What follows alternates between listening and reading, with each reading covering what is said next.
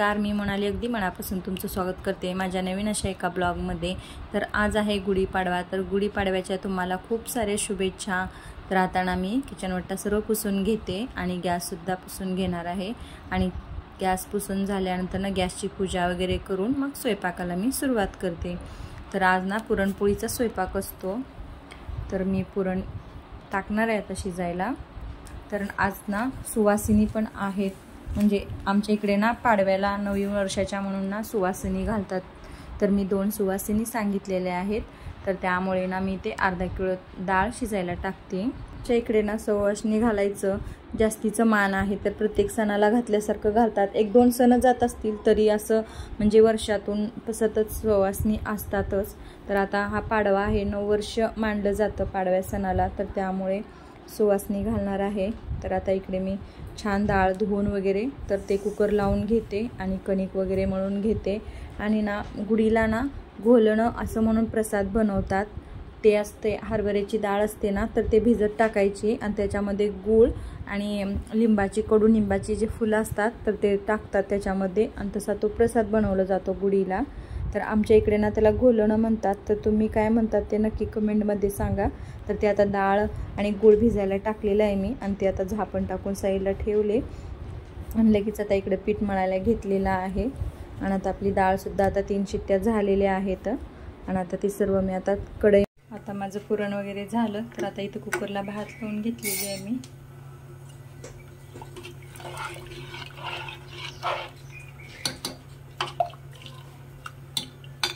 इकडे आई वाटतायत, आता पुरण आईला पुरण वाटायला दिलेलं आहे। तर स्वयंपाक आता बऱ्याचपैकी आवरत आलेला आहे आणि भात आमटी वगैरे झाली आणि पुरण सुद्धा वाटून झालेला आहे। तर आता तळते भजी, मस्त गरमागरम कांदा भजी करते आणि आता पूजा वगैरे करायचं आहे। तर ह्यांची आंघोळ वगैरे झालेली आहे, तर 8:30 वाजत आहेत, तर त्यांचं चालू आहे मला पूजेचं सावरून दे, पूजा वगैरे मी करतो म्हणून। तर आता सर्व त्यांच्या हाताखाली द्यावं लागेल, एकटे तर नाही करणार, कारण साडी वगैरे घालावं लागेल, त्यांना धरू लागावं लागेल, तर त्यामुळे तर आता एवढे भजी वगैरे तळून घेते आणि मग आता पूजा वगैरे करून मग राहिलेली कामे करून घेते, म्हणजेच पोळ्या वगैरे। चला तर मग, तर तुम्ही व्हिडिओ स्किप न करणार तर पहा, व्हिडिओला कंटिन्यू करा। नैवेद्य असे सर्व ताटामध्ये लावून घेतलेले आहेत आणि आता सर्व देवांना आता यश जाऊन दाखवून येतोय, ते घे बाळा झाकायला वरती। यश जाऊन ये, मस्त दिसायला लागलाय ड्रेस, रेडी होऊन बसलात आहे ना, पूजा करायची आहे अजून। आता तू नैवेद्य दाखवून ये, तोपर्यंत मी इथलं सर्व आवरते। आताशी यश गेलेला आहे नैवेद्य घेऊन। चला तर आता सर्व मी पूजेची तयारी करून ठेवलेली आहे, लगेच चेंज करते आणि लगेच पूजा वगैरे करून घेतो। चला तर आता मग मस्तपैकी मी आवरलेली आहे आणि आता करायची आहे गुढी उभा। तर गुढी उभा करायला 9:30 वाजलेले आम्हाला, तर खूपच उशीर झालेला। म्हणजे कसं, मी पण आता सुवासिनी वगैरे आहेत म्हणून स्वयंपाक करायच्या मागं लागलेली आणि ह्यांना गुढी उभा करा म्हणलं तर हे पण नाही केलेले, कारण गुढीला असं साडी वगैरे निऱ्या वगैरे करून लावायची असते, त्यामुळं ते तू करून दे, मग मी पूजा करतो असं बोलत होते। तर ते मी करून देते म्हणण्यात टाईमच बराच झालेला आणि परत त्यात आणि साडी वगैरे चेंज केली, तर त्यामध्ये टाईम माझा गेलेला, तर 9:30 वाजलेले। तर काठी वगैरे यांनी धुवून वगैरे ठेवलेली होती, तर लवकर फटाफट साडी वगैरे अशी घालून फुलांनी वगैरे सजवलेलं त्याला आणि करून मग आता हे करतायत पूजा। तर फायनली आमची आता गुढी उभा झालेली आहे। तर लगेच नैवेद्य वगैरे बनवून घेतलेलं होतं मी आणि स्वयंपाकातलं बऱ्याचपैकी आवरलेलं होतं, पोळ्या थोड्या शिल्लक राहिलेल्या होत्या बनवायच्या, मग लगेच नैवेद्य वगैरे बनवला होता म्हणून नैवेद्य वगैरे दाखवून घेतलेला। तर पूजा वगैरे झालेली आहे आता आमची, तर फायनली गुढी उभा झालेली आहे, तर तुम्ही पाहू शकता अशा प्रकारे आम्ही गुढी उभा केलेली आहे। यश पूजा करायचं मग थांबलेला होता बराच वेळ आणि पूजा करते वेळेसच तो आलेला नव्हता। तर आता आम्ही गुढीची पूजा वगैरे करून घेतलेली आहे, नारळ वगैरे त्यांनी तिथं फोडलेलं आणि आम्ही तिथेच गुढीपाशी फोटो वगैरे काढलेले। तर आजपासून ज्योतिबाची काठी सुद्धा बसवतात, तर त्या काठीची मी पूजा करायला आलेली आहे। तर ते नगारा वगैरे आहे, तर ते मी पूजा केलेली आहे काठीची, ते नगाऱ्याची वगैरे। पडा काठीच्या पाया पडा तिथं।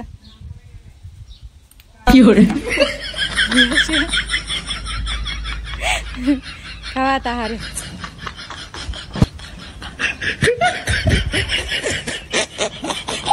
छान आहे का? कसला आहे? गोड आहे का आंबट आहे तिखट आहे? चला आता घरी.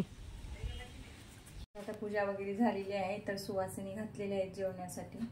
तर आता सुवासिनी आलेल्या आहेत तर त्यांच्यासाठी ना मी ताट रेडी केलेले आहे.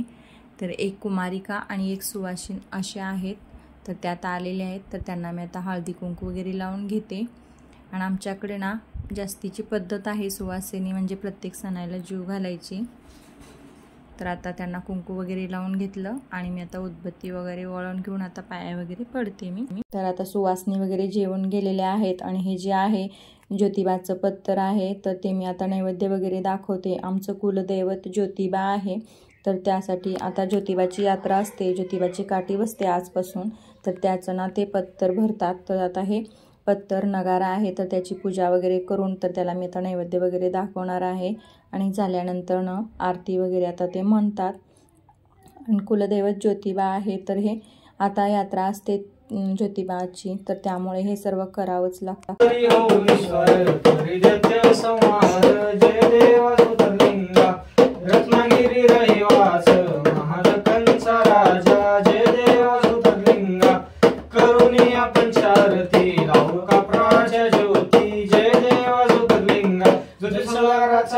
चांगले कागरनाथाचा चांग देवाच्या वड्याचा चांगले देवाच्या काठीचा चांगले देवाच्या छबिनाचा चांगले.